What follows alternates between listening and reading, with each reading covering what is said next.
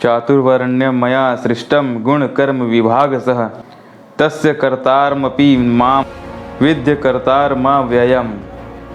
ब्राह्मण, क्षत्रिय, वैश्य और शूद्र, इन 4 वर्णों का समूह गुण और कर्मों के विभाग पूर्वक मेरे द्वारा रचा गया है।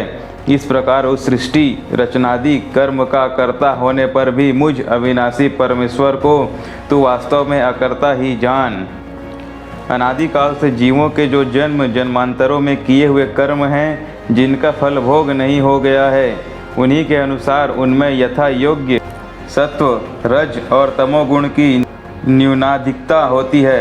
भगवान जब सृष्टि रचना के समय मनुष्यों का निर्माण करते हैं, तब उन गुण और कर्मों के अनुसार उन्हें ब्राह्मणादि वर्णों में उत्पन्न करते हैं। अर्थात जिनमें सत्व गुण अधिक होता है उन्हें ब्राह्मण बनाते हैं, जिनमें सत्व मिश्रित रजोगुण की अधिकता होती है उन्हें क्षत्रिय बनाते हैं, जिनमें तमो मिश्रित रजोगुण अधिक होता है उन्हें वैश्य, और जो रजो मिश्रित तम प्रधान होते हैं उन्हें शूद्र बनाते हैं।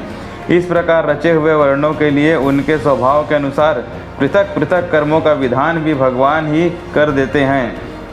अर्थात ब्राह्मण सम समाधि कर्मों में रत रहें, क्षत्रिय शौर्य, तेज आदि हों, वैश्य कृषि गोरक्षा में लगे और शूद्र सेवा परायण हो, ऐसा कहा गया है। इस प्रकार गुण कर्म विभाग पूर्वक भगवान के द्वारा चतुर्वर्ण की रचना होती है। यही व्यवस्था जगत में बराबर चलती है। जब तक वर्ण शुद्धि बनी रहती है, एक ही वर्ण के स्त्री पुरुषों के संयोग से संतान उत्पन्न होती है। विभिन्न वर्णों के स्त्री पुरुषों के संयोग से वर्ण में संकरता नहीं आती, तब तक इस व्यवस्था में कोई गड़बड़ी नहीं होती। गड़बड़ी होने पर भी वर्ण व्यवस्था न्यूनाधिक रूप में ही रहती है। यहाँ कर्म और उपासना का प्रकरण है, उसमें केवल मनुष्यों का ही अधिकार है, इसलिए यहाँ मनुष्यों का उपलक्षण बनाकर कहा गया है। अतएव यह भी समझ लेना चाहिए कि देव, पितर और तिर्यक आदि दूसरी योनियों की रचना भी भगवान जीवों के गुणों और कर्मों के अनुसार ही करते हैं। इसलिए इन सृष्टि रचनादि कर्मों में भगवान की किंचिन मात्र भी विषमता नहीं है। यही भाव दिखलाने के लिए यह बात कही गई है कि मेरे द्वारा 4 वर्णों की रचना उनके गुण और कर्मों के विभाग पूर्वक की गई है। श्रीमद् भगवद गीता के 18वां अध्याय के श्लोक क्रमांक 41वां में भगवान श्री कृष्ण कहते हैं, ब्राह्मण क्षत्रिय विषाम शूद्राणाम च परंतपा कर्माणि प्रविभक्तानि स्वभाव प्रभ वैर गुणे। अर्थात हे परंतप, ब्राह्मण, क्षत्रिय और वैश्यों के तथा शूद्रों के कर्म स्वभाव से उत्पन्न गुणों के द्वारा विभक्त किए गए हैं।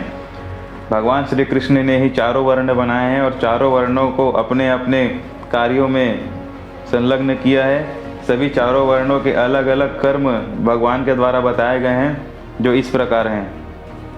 समो दमस्तपः शौचम क्षान्तिरार्जवमेव च ज्ञानम विज्ञान मास्तिक्यम ब्रह्म कर्म स्वभावजम।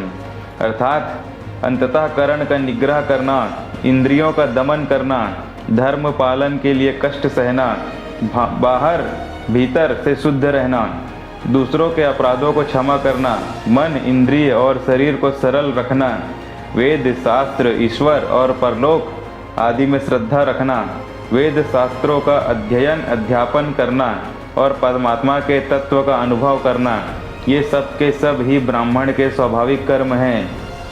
यह श्लोक क्रमांक 42वां में भगवान श्री कृष्ण ने कहा है।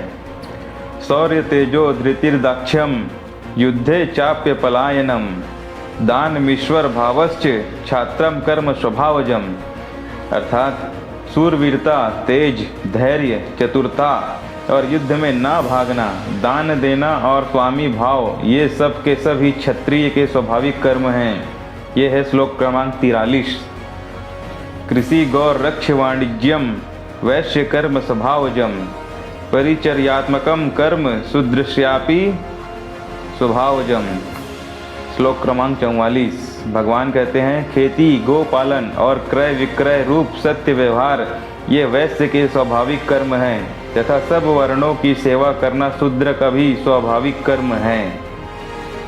स्वे स्वे कर्मण्य भीरता संसिद्धिम लभते नरः स्वकर्म निरतः सिद्धिम यथा विदन्ति तच्छृणु। अपने अपने स्वाभाविक कर्मों में तत्परता से लगा हुआ मनुष्य भगवत प्राप्ति रूप परम सिद्धि को प्राप्त हो जाता है। अपने स्वाभाविक कर्म में लगा हुआ मनुष्य जिस प्रकार से कर्म करके परम सिद्धि को प्राप्त होता है, उस विधि को तू सुन। यतः प्रवृत्ति भूतानाम येन सर्वमिदं ततः स्वकर्मणा तम्भ्यचर्य सिद्धिम विदन्ति मानवा। जिस परमेश्वर से संपूर्ण प्राणियों की उत्पत्ति हुई है और जिससे यह समस्त जगत व्याप्त है, उस परमेश्वर की अपने स्वाभाविक कर्मों द्वारा पूजा करके मनुष्य परम सिद्धि को प्राप्त हो जाता है। अच्छी प्रकार आचरण किए हुए दूसरों के धर्म से गुण रहित भी अपना धर्म श्रेष्ठ है, क्योंकि स्वभाव से नियत किए हुए स्वधर्म रूप कर्म को करता हुआ मनुष्य पाप को नहीं प्राप्त होता।